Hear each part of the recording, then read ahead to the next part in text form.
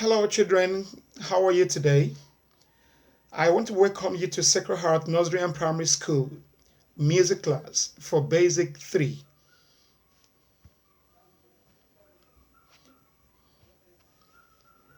The topic I have for you today is musical breaks and bar line. Before we go deep down into the lesson for today, let's check our objectives. Now, the objective for today says, at the end of the lesson, you pupils are expected to be able to define the term musical breaks and bar lines correctly. Number 2, you should be able to differentiate between single and double bar lines. And number 3, you should be able to recognize musical breaks and bar lines in a piece of music. Now, the lesson in full. Before I go fully, let me just tell you, we're about to go into the lesson proper now. Please, sit down quietly, get your writing materials, and listen to me attentively. Now, the topic, musical breaks and bar lines. Musical breaks and bar lines are parts of the signs found on the stave in a piece of music, but they perform different functions. Now, let's take the first one, musical breaks. What is the meaning of musical breaks? A musical brace is a sign that is used to join two or more staves together, and it looks like archer's bow. A musical brace is a sign that is used to join two or more staves together, and when you look at it properly, it looks like archer's bow. Now let's look at this. Here comes the music brace. Look at it very well. That's the sign that looks like at the beginning, that looks like archer's bow. You can see the shootout point at the middle, and it's joining treble staff and bass staff together. That is a musical brace. Now listen to this. What are the things you should know about musical brace? Number 1, the musical brace also looks like a bracket with a horn at the middle. Looks like a big bracket with a horn at the middle. That's the shootout point at the middle. Look like a horn. Then number 2, it rests on the first bar line of a set of musical staves. When you look at the musical brace very well, like I showed you in the previous slide, it looks like it is found at the beginning of the stave. It is found at the beginning. You see it joining two staves together or more. That is number 2. It is, just take note of that. It is always found resting at the beginning or resting on the first bar line of the musical stave.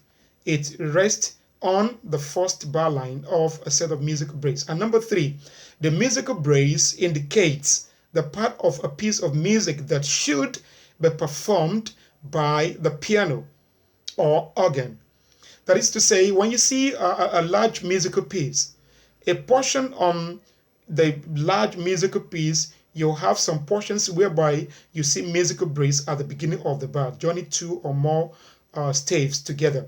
It shows that that part of the music is strictly meant for the instrument piano or the instrument called organ, not for voice to sing. That is what major thing you need to understand about the musical brace. Now look at the next slide. Let's go to musical bar lines. Musical bar lines are vertical lines that divide the notes in a musical staff into equal measures. Now, do you know that the notes you see on the musical staff are grouped in the same way? That is to say, the first bar line contains the same number of notes, or in terms of value, compared to the next bar line as well as the next bar line. That is to say, if you have a musical piece with 4, 5, 6 or more bar lines. Each bar line will contain the same time measure. Now, in other way, if I put it this way, now listen, if there are 4 crochet notes in the first bar line, the second bar line will contain the same equivalent, that is 4 crochet notes. The next bar line, the same 4 crochet notes, but there could be variations. Variation in the sense that the next bar line may be 1 minim and 2 crochet, or 3 crochet with 2 quavers, but the summation of everything would be that the same time measure. If there are 4 beats in the first bar line, the second bar line will have 4 beats as well, the next bar line up to the end of the piece. If there are 3 beats in the first bar line, the second bar line too will have 3 beats, the next bar line will have 3 beats, and on like that. Now, take note of this. There are 2 types of bar lines. Let us say that. 2 types of bar lines. 2 types of bar lines. The first one is single bar line. The single bar line is written at the beginning of the great staff. It also appears several times on the stave of a piece of music. To group the musical notes into equal measure. That is to say, when you see that at the beginning of the great staff or any other kind of staff, and on, you see in within the music to the end. And what is it doing? Just to group the musical notes into equal measure to ensure that you have the same number of beats in each of the bar lines from beginning to the end of the piece, just as I said earlier on. Now let's look at the second bar line. The second bar line is called double bar line. The second bar line is called double bar line. And this double bar line indicates that the end of music has come. That is, when you see that, you see double bar line in a piece of music, it indicates the end. And that is to say, it is mostly found at the end of the piece of music. But occasionally, you can see double bar lines in between or in within the musical piece. And when that happens, it means different thing entirely. That is, when you see double bar line in within the musical stave or in within the musical piece, not at the end, I mean, earlier on, it means something differently. So, but don't bother yourself about that for now. It's above your level. Maybe when you get to the next class or upper primary, you get to learn that.